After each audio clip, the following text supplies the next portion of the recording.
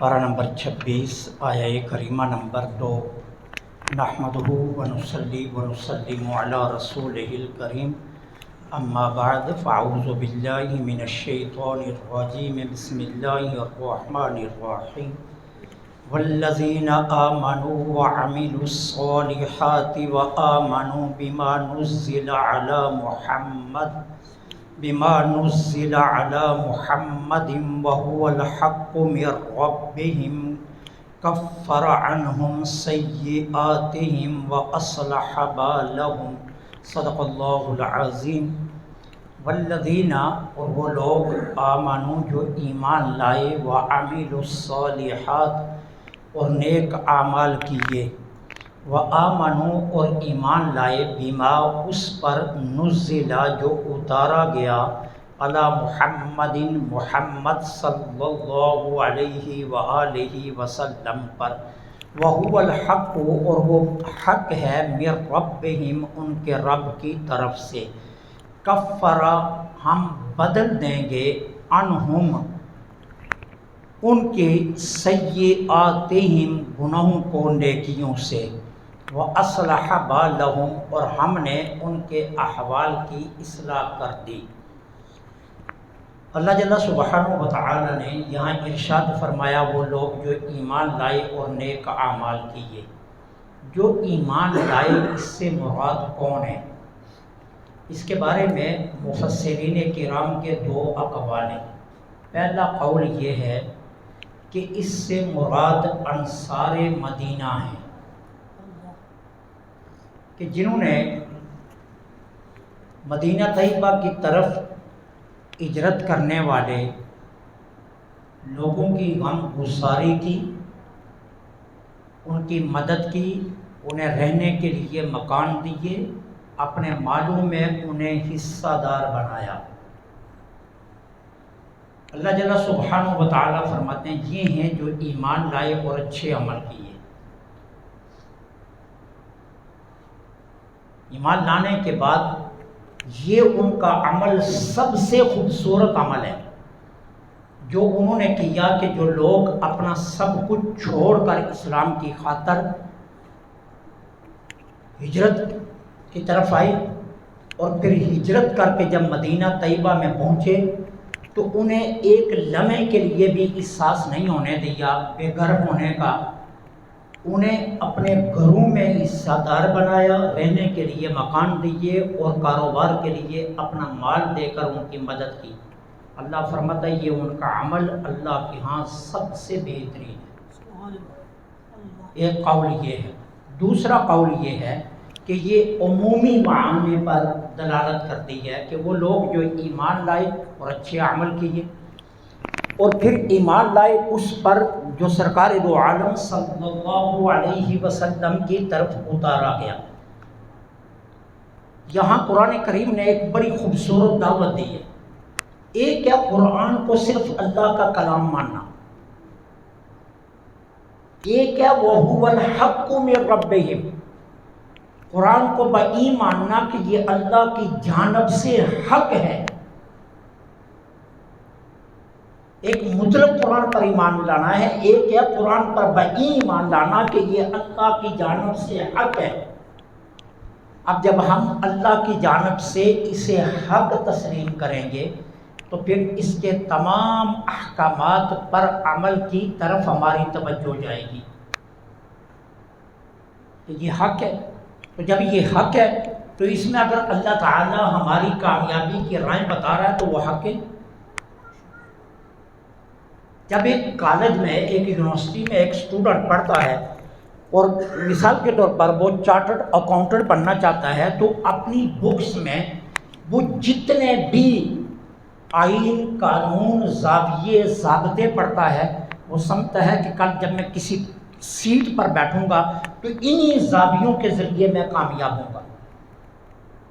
اب وہ کتاب کی اس تعلیم کو حق جان کر اپنے ذہن میں محفوظ کر رہا ہے کہ یہی میری کامیابی کے راستے ہیں۔ اب اگر ہم قرآن کریم کو حق اللہ کی جانب سے مانتے ہیں تو پھر قرآن کے احکامات پر عمل یہ ہماری کامیابی کی ضمانت ہے۔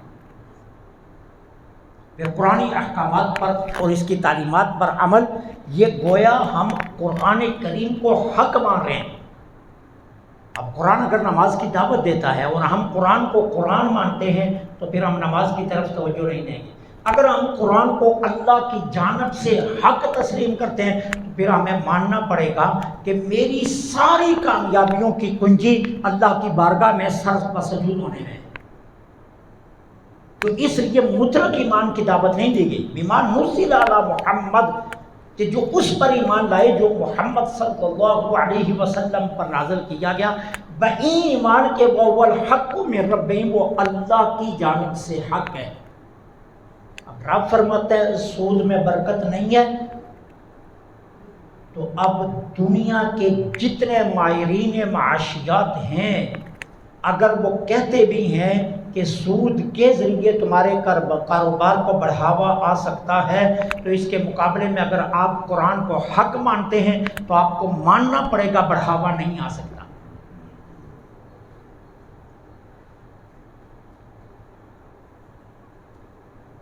بڑھاوا کس میں ہے؟ حلال میں۔ کیوں؟ قرآن کہتا ہے یمحق اللہ الربا ویربی الصدقات، اللہ سود کو مٹاتا ہے اور حلال کو اللہ، صدقات کو اللہ بڑھاتا ہے۔ جب اللہ کا اعلان یہ ہے تو ہم حق مانتے ہیں، تو پھر حق یہی ہے کہ برکات کا سارا سامان وہ حلال ہے، حرام نہیں ہے۔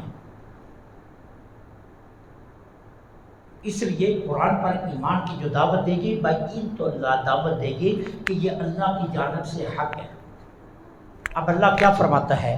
جو لوگ ایمان لائے، اچھے اعمال کیے، جو کچھ ہم نے محمد صلی اللہ علیہ وسلم پر نازل کیا اس پر ایمان بائین لائے کہ یہ اللہ کی جانب سے حق ہے، اللہ فرماتا ہے ہم کیا کرتے ہیں؟ ان کے تمام برائیوں کو نیکیوں میں بدل دیتے ہیں۔ اب یہ تین اصول یاد رکھنا۔ قرآن کریم سورہ فرقان میں کیا فرما رہا ہے؟ یضاعف لہ العذاب ویخلد فیہ مہانا، ہم انہیں دگنا عذاب دیں گے۔ کن کو؟ پیچھے ذکر ہے مشرک، زانی اور قاتل، تین لوگوں کو اللہ فرما رہے ہیں ہم قیامت کے دن دگنا عذاب دیں گے اور ذلت اور رسوائی سے گزاریں گے۔ الا من تاب، مگر جس نے توبہ کر لی، وعمل صالحا، اور اچھے اعمال کی طرف لوٹ آیا، واصلح، اور اپنی اصلاح کر لی، اللہ فرماتے ہیں ہم اس کے پچھلے سارے گناہوں کو مٹا دیں گے۔ اب دوسرا اصول کیا ہے؟ اللہ تعالی گناہوں کو مٹا دیتا ہے، نمبر ایک۔ نمبر دو، اگر وہ اپنے کرم پر آ جائے تو وہ صرف گناہوں کو مٹاتا نہیں ہے، انہی گناہوں کو نیکیوں میں بدل دیتا ہے۔ اور نمبر تین، نیکیاں بھی کس انداز سے بدلتا ہے کہ انسانی وہم و گمان میں بھی نہیں آ سکتا کہ وہ انسان کو شرمندگی سے بھی بچا لیتا ہے۔ سیدنا حضرت ابو ذر غفاری رضی اللہ تعالیٰ عنہ کی مرویات میں سے یہ روایت ہے۔ حضرت ابو ذر فرماتے ہیں حضور کی محفل نور لگی ہوئی تھی، صحابہ کرام تشریف فرماتے ہیں، میرے آقا کریم علیہ الصلوۃ والسلام نے فرمایا جو آخری بندہ جہنم سے نکالا جائے گا میں اس کو بھی جانتا ہوں۔ شرم سے سر جھک جانا چاہیے ان لوگوں کا جو کہتے ہیں کہ نبی کو علم نہیں ہے۔ اگر ذرا بھی غیرت ایمانی ہو تو سر فوراً جھک جانا چاہیے، بشرطے کہ غیرت ایمانی ہو۔ اللہ کے حبیب فرماتے ہیں میں اس آخری شخص کو بھی آج مسجد نبوی میں بیٹھ کر جانتا ہوں جس کو اللہ سب سے آخر میں جہنم سے نکالے۔ اب میرے آقا نے اس کی داستان اپنے صحابہ کو سنائی۔ اللہ اس کو جہنم سے نکال کر کیا کرے گا؟ اپنے پاس بلائے گا۔ اللہ تعالیٰ اس کے صغائر گناہ اسے گنوائے گا، چھوٹے چھوٹے گناہ اللہ تعالیٰ اس کو گنوائے گا۔ یہ حدیث پاک ہے اور سیاق ستہ کے اندر یہ حدیث موجود ہے۔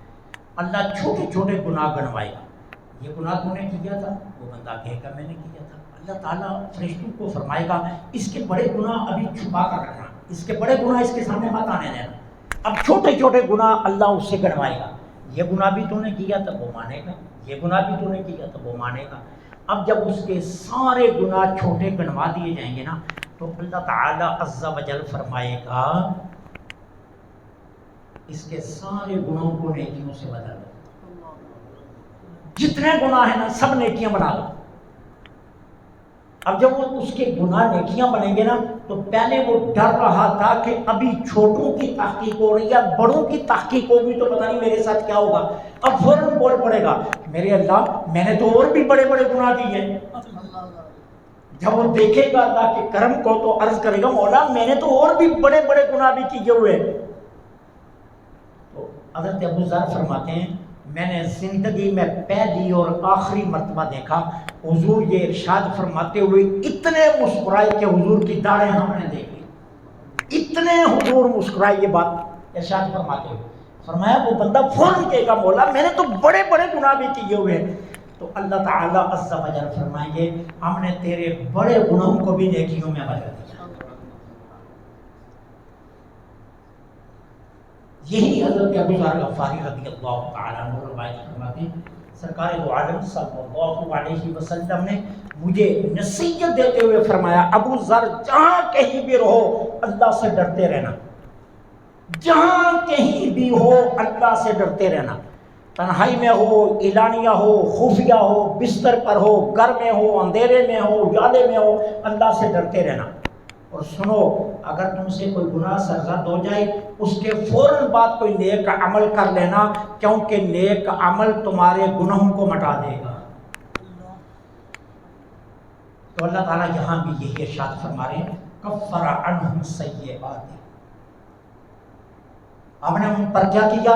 دور کفر کے جتنے گناہ تھے جب لٹ کر آنے والوں کی مدد انہوں نے کی تو ایمان لائے، ہم نے ان کی اس ادا کو اتنا پسند کیا ہم نے زمانہ جاہلیت کے سارے گناہ معاف کر دیے۔ وہ بھی تھے نا جنہوں نے اپنی بیٹیاں زندہ درگور کی تھی، وہ بھی تھے جو قاتل تھے، وہ بھی تھے جو زانی تھے، وہ بھی تھے جو شرابی تھے، اب ایمان قبول کیا اور صحابہ کی انصار بن کر مدد کی، مہاجرین کی۔ اللہ فرماتا ہے بڑے تھے یا چھوٹے تھے ہم نے یہ نہیں دیکھا، ہمارا کرم اتنا بڑا ہم نے ان کی گزشتہ زندگی کے سارے گناہوں کو نیکیوں سے بدل دیا۔ کفر عنہم، اور یہ حکم اپنی عمومیت پر دلالت کرتا ہے، قیامت تک ایمان والوں کے لیے یہ ہے کہ اگر تم سے گناہ سرزد ہو جائے، اللہ کب کہتا ہے کہ بندے سے گناہ سرزد نہیں ہوتا؟ اللہ یہ فرماتا ہے گناہ ہو جاتے ہیں لیکن گناہ کے فوراً بعد نیکی کرنے کی کوشش کرو، عیسیٰ سے گناہ محسوس کرو گناہ کو کہ مجھ سے یہ غلطی ہوئی ہے، اب اس کے فوراً بعد توبہ کر کے اس کے بدلے میں نیکی کر لو، اب اللہ تمہارے گناہوں کو نیکیوں سے بدل دے۔ وَأَصْلَحَ بَالَهُمْ، اللہ فرماتے ہیں ہم نے ان کے احوال کی اصلاح کر دی۔ احوال کی اصلاح ہم نے کیا کر دی؟ احوال کی اصلاح یہ کر دی کہ ہم نے انہیں توفیق نیکی عطا کر دی۔ جب اللہ تعالیٰ کسی بندے پر مہربان ہوتا ہے نا تو رزق نہیں دیتا، یہ ہمارا اصول ہے۔ ہم کہتے ہیں کہ جس کا کاروبار چل پڑے پتہ نہیں اللہ مہربان ہو گیا، ٹھیک ہے، پھر ہم اپنی گاڑیوں کے پیچھے، اپنی چھتوں پر، اپنے مکانات کی دیواروں پر ھذا من فضل کی دھوم مچا لیتے ہیں، یہ میرے اللہ کا فضل ہو گیا مجھ پر۔ اللہ کا فضل یہ نہیں ہے، اگر مال اللہ کا فضل ہے تو فرعون پر سب سے بڑا فضل تھا، قارون پر سب سے بڑا فضل تھا۔ دنیا کے یہ جتنے بادشاہ ہیں جب ہمارے حکمرانوں کے اثاثے الیکشن کمیشن ڈکلیئر کرتا ہے تو کہ کوئی 10 کروڑ کا مالک ہے، کوئی 10 ارب کا مالک ہے، تو پھر تو یہ سارے لوگ نیک ہوئے، پھر تم کیوں جلسوں میں ان کو گالیاں دیتے ہو، چور لٹیرا کیوں کہتے ہو؟ یہ تو بڑے مال والے ہیں، ان پر تو اللہ کا فضل ہی بڑا۔ مال فضل نہیں ہے، اللہ جب کسی بندے کے احوال کی اصلاح کرتا ہے تو سب سے پہلے اسے کیا کرتا ہے؟ اللہ نیک اعمال کی توفیق دیتا ہے۔ یہ نشانی ہوتی ہے کہ اللہ نے اس بندے کی اصلاح کا اب فیصلہ فرما لیا۔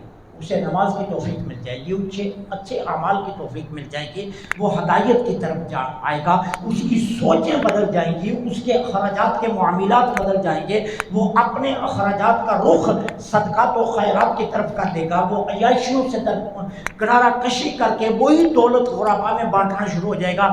جب کسی بندے کے احوال یوں بدلنا شروع ہو جائیں وہ یقین کر لے اب اللہ کی رحمت نے اسے تھام لیا، تو اصلح بالہم، ہم نے ان کے احوال کی اصلاح کر دی۔ اللہ سے دعا ہے